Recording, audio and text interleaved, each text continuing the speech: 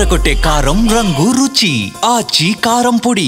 బుట్టబొమ్మ Pooja Hegde craze చూస్తే shock అవ్వాల్సిందే. ఈ మధ్య కాలంలో పూజ చేసిన సినిమాల్లో ఒక్కటి కూడా హిట్ కాలేదు. దీంతో గత కొంతకాలంగా ఫ్లాప్ ఫేస్ చేస్తోంది అమ్మడు.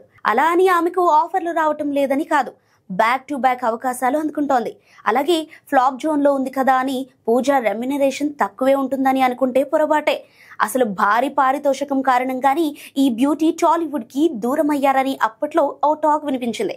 కానీ ఇప్పుడు కూడా పారితోషికం విషయంలో అమ్మడి క్రేజ్ మామూలుగా లేదనే చెప్పాలి.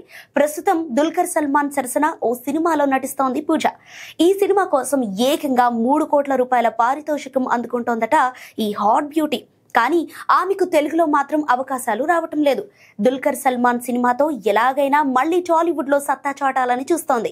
ఇటీవలే రజనీకాంత్ హీరోగా వచ్చిన కూలీ మూవీలో మోనికా అనే స్పెషల్ సాంగ్ లో పూజ చేసిన స్పెషల్ అపీరియన్స్ కు ప్రేక్షకుల నుండి సూపర్ రెస్పాన్స్ వచ్చింది. ఆ పాటలో ఆమె గ్లామర్, ఎనర్జీ స్క్రీన్ పై హైలైట్ గా నిలిచాయి. ఈ ఫ్యాక్టర్ తోనే ఆమెకు మళ్లీ సౌత్ లో క్రేజ్ పెరిగిందని సినీ సర్కిల్స్ లో చెబుతున్నాయి.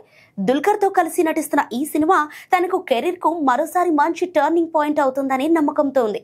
మరి రిజల్ట్ ఎలా ఉంటుందో చూడాలి మరి.